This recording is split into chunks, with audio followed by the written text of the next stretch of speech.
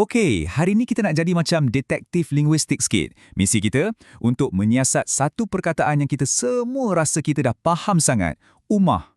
Bila kita dengar je perkataan ummah, apa yang terlintas kat kepala kan? Mesti komuniti Muslim sedunia. Itulah definisi standard yang kita selalu dengar, yang kita belajar dari dulu lagi. Nampak mudah, jelas.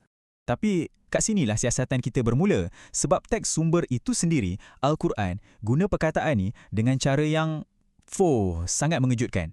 Langsung tak kena dengan definisi biasa tu. Macam mana ummah boleh jadi seorang individu? Atau sekawan burung? Atau satu tempoh masa?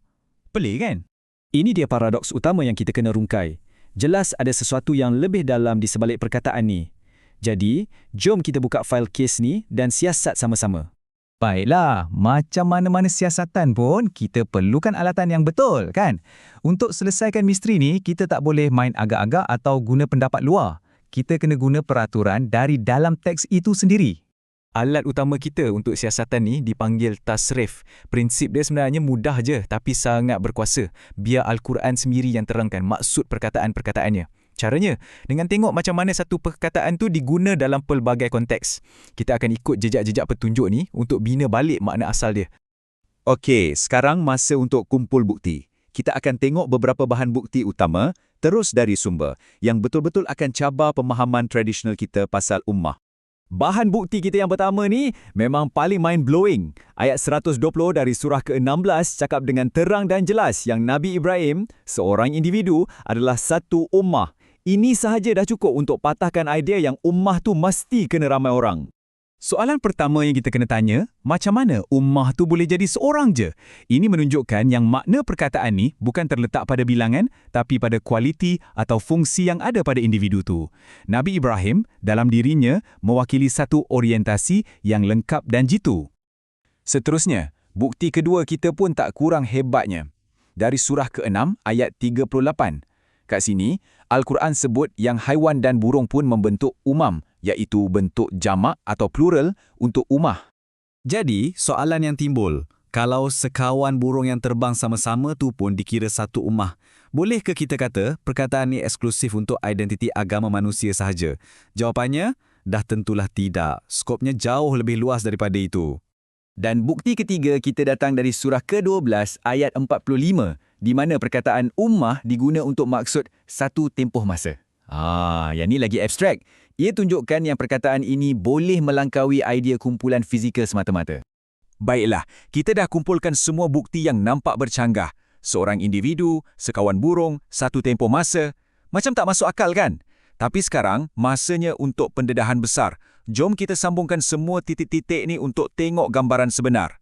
Apa benang merah yang menghubungkan semua bukti ni? Satu je konsep terasnya, arah tuju. Kenapa?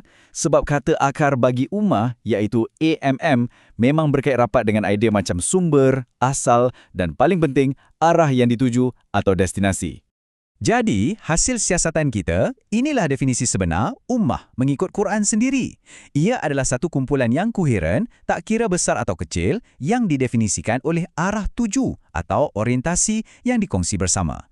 Ia adalah satu kolektif berarah, bukan lagi pasal siapa ahlinya, tapi apa tujuannya. Cuma kita tengok perbezaan dia. Jauh beza kan? Menurut Al-Quran, jadi sebahagian ummah tu berdasarkan arah tuju, bukan sebab kita lahir dalam keluarga tertentu.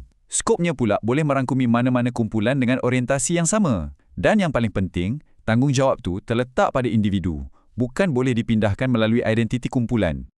Okey, jadi apa gunanya semua ni? Kenapa benda ni penting sangat?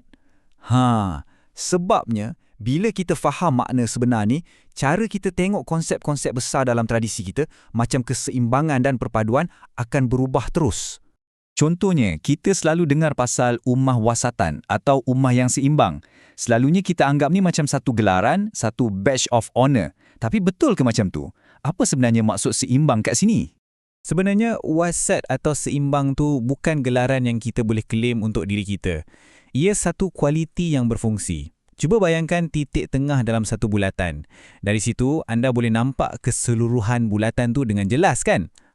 Itulah fungsinya, untuk memegang kedudukan yang membolehkan kita jadi saksi yang adil dan benar, bukan untuk mendakwa kita ni kumpulan paling moderate. Sekarang kita tengok pula pasal perpaduan. Al-Quran guna satu metafora yang sangat powerful dalam ayat ni. Berpegang pada tali Allah dan jangan berpecah belah. Dan kat sini ada satu pengajaran yang sangat-sangat penting. Perpaduan tu bukan bermakna semua orang kena fikir sama, tafsir sama atau buat benda dengan cara yang sama. Bukan pasal kena ada jengkaman yang sama. Perpaduan tu maksudnya, kita semua sama-sama berpegang pada tali yang sama, sumber rujukan yang sama, walaupun cara genggaman kita mungkin berbeza-beza. Dan Al-Quran sendiri bezakan dua benda ni dengan sangat jelas. Di satu pihak, kita ada ikhtilaf, perbezaan pendapat yang semula jadi. Benda ni normal, diakui, malah dibenarkan. Tapi di pihak lain, kita ada tafarruq, perpecahan. Ini bila kita sengaja potong tali yang kita kongsi tu untuk buat puak atau geng baru. Yang ini dilarang sama sekali. Jadi, lepas kita bongkar semua bukti ini, kita sampai kepada satu kesimpulan yang provokatif. Siasatan ini mendedahkan yang soalan utama yang Al-Quran tanya pada kita bukannya soalan tentang label kumpulan atau identiti luaran, Tapi soalan yang jauh lebih peribadi dan menusuk kalbu. Ke arah manakah sebenarnya hala tuju hidup anda?